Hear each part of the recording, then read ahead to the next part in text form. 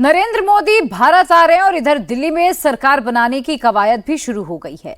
BJP के संगठन महासचिव बीएल संतोष बीजेपी दफ्तर पहुंच चुके हैं। प्रदेश अध्यक्ष वीरेंद्र सचदेवा और दिल्ली बीजेपी के महामंत्री के साथ बैठक कर रहे हैं। बीजेपी मोदी के पास जाने से पहले दिल्ली सीएम और मंत्रियों के सिलेक्शन की पूरी फाइल तैयार कर लेना चाह रही है। इस मीटिंग में पर्यवेक्षक की नियुक्ति और विधायक दल की बैठक को लेकर पूरा खाका तैयार किया जा रहा है। सरकार के शपथ के बाद प्लान ऑफ एक्शन क्या होगा, केजरीवाल का क्या होगा और चुनाव में किए गए वादे का इंप्लीमेंट कैसे होगा, इसका भी जो पूरा प्रेजेंटेशन है वो तैयार हो रहा है। वैसे तो मोदी हर बार सरप्राइज करते हैं और इस बार भी कोई ना कोई सरप्राइज ही करेंगे। ऐसा सरप्राइज होगा जो सबसे ज्यादा केजरीवाल को चौंका देगा। इस गोपनीय प्लान की कुछ जानकारियां हमारे भी हाथ लगी हैं। इस रिपोर्ट में हम आपके साथ शेयर करने जा रहे हैं। रिपोर्ट देखिए। केजरीवाल का क्या होने वाला है? क्या केजरीवाल पर एक्शन शुरू होने वाला है? क्या केजरीवाल को जेल भेजने की तैयारी है? 20 फरवरी से पहले ये सब होने वाला है। तब तक दिल्ली का मुख्यमंत्री भी तय हो जाएगा। दिल्ली के मुख्यमंत्री की शपथ भी हो जाएगी, क्योंकि नरेंद्र मोदी अमेरिका से निकल चुके हैं। बस उन्हीं के आने का इंतजार है। उनके आने के बाद अगले 5 साल बीजेपी दिल्ली में क्या करने वाली है और 10 साल केजरीवाल ने क्या किया, इन सब पर काम शुरू हो जाएगा। इन 4 दिनों में 2 पर काम एक साथ शुरू होगा। एक तरफ शपथ की तैयारी होगी, दूसरी तरफ केजरीवाल और उनकी टीम का हिसाब किताब होगा। फाइल तैयार है, बस ऑर्डर का इंतजार है। दिल्ली बीजेपी की तरफ से इसके संकेत भी मिलने लगे हैं। हर दोषी जो भ्रष्टाचार में लिप्त है, हर दोषी जिसने दिल्ली की जनता को लूटने का काम किया है, उसके खिलाफ कड़ी कार्रवाई होगी। ये माननीय प्रधानमंत्री जी का सीधा संदेश है और मैं इस बात को बहुत हृदय से नमन करते हुए उनको कहता हूं, दिल्ली की जनता को कह रहा हूं कि आपकी लूटी हुई कमाई का एक एक पैसा इन चोरों से वसूला जाएगा। आप अपने प्रधानमंत्री पर, भारतीय जनता पार्टी के सुशासन पर विश्वास रखिए। सरकार में आने से केजरीवाल जेल जाएंगे ऐसा नहीं है। उनके कुकृत्य जो हैं, उनकी जो करप्शन है, उनके जो पूरे तरह से सरकारी तंत्र का दुरुपयोग है, उसके तथ्य सब सामने आ रहे हैं और कानून अपना काम करता है। कानून ने अपना काम किया है और आगे भी कानून अपना काम करेगा, ऐसा हमारा मानना है। केजरीवाल के लिए आने वाले दिन मुश्किल सिर्फ इसलिए नहीं है कि उनको पुराने आरोपों के अकाउंट पर क्लियरिटी करनी होगी, बल्कि नए नए आरोपों के भी जवाब देने होंगे, क्योंकि जिस तरह से बीजेपी ने चक्रव्यूह तैयार किया है, उससे तो यही लग रहा है कि आने वाले दिन केजरीवाल और उनकी टीम के लिए बड़ी चुनौती बनकर सामने आने वाले हैं। केजरीवाल को उन पर लग रहे नए आरोप का जवाब भी देना होगा, जिसे दिल्ली बीजेपी ने अपने एक्स हैंडल पर पोस्ट किया है। आरोप है कि केजरीवाल ने दिल्ली के मुख्यमंत्री का ऑफिशियल एक्स हैंडल चुरा लिया है। दिल्ली के मुख्यमंत्री का official x handle CMO Delhi 1 दशक पहले बनाया गया। सरकारी स्टाफ और संसाधनों को लगाकर इससे लाखों लोगों को जोड़ा गया, लेकिन चुनाव हारते ही कार्यवाहक मुख्यमंत्री के आदेश पर इसका नाम बदलकर केजरीवाल एट वर्क कर दिया गया। इस एक्स हैंडल पर 9,90,000 से ज्यादा फॉलोअर्स हैं। दिल्ली बीजेपी कह रही है कि केजरीवाल ने डिजिटल लूट की है, जिसके बाद सवाल है कि मुख्यमंत्री का ऑफिशियल सोशल मीडिया हैंडल सरकारी संपत्ति है, तो केजरीवाल ने नाम बदल दिया। केजरीवाल मुख्यमंत्री नहीं है, तो फिर किसके आदेश पर ऑफिशियल अकाउंट का नाम बदला गया? इसके पीछे मंशा क्या है? मुख्यमंत्री का ऑफिशियल अकाउंट पर्सनल प्रॉपर्टी नहीं है। क्या इसके पीछे 9,90,000 फॉलोअर से दूर होने का डर है? इस नए विवाद के बाद बीजेपी केजरीवाल को डिजिटल लुटेरा बता रही है और दिल्ली के लेफ्टिनेंट गवर्नर से अपील की है कि केजरीवाल के खिलाफ कार्रवाई हो और दिल्ली के मुख्यमंत्री का ऑफिशियल अकाउंट वापस लिया जाए और कार्यवाहक मुख्यमंत्री आतिशी के किसी भी आदेश को मानने से अफसरों को रोका जाए।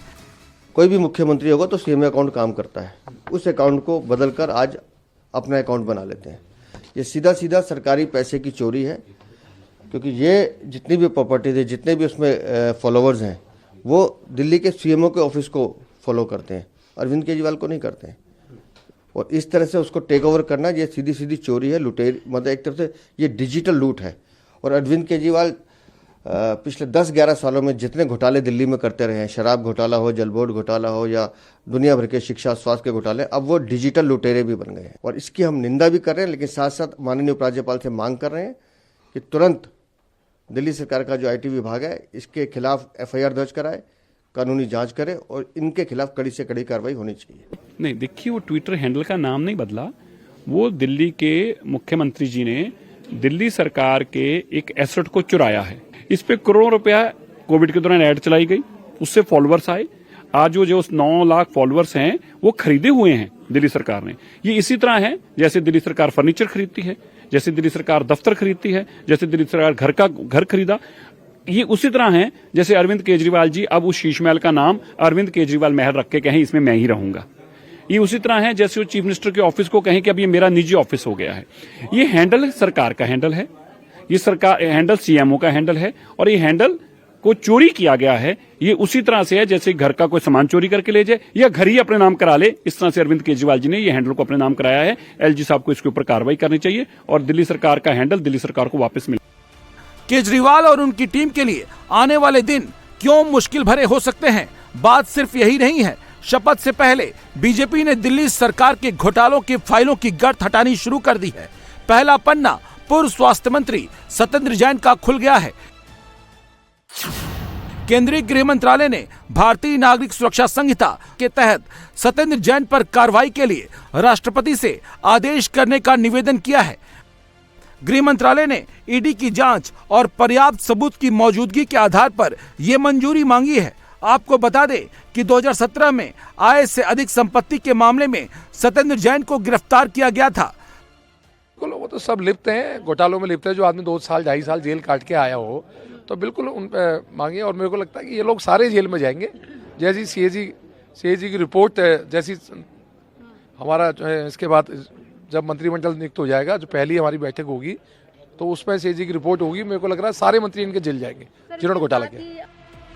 सत्येंद्र जैन की फाइल खुल गई है और एक्शन के लिए अगली फाइल भी तैयार है। सरकार बनते ही सबकी बीजेपी SIT जांच कराएगी, जिसमें क्लासरूम घोटाले की भी जांच होगी। 1300 करोड़ के घोटाले का आरोप है।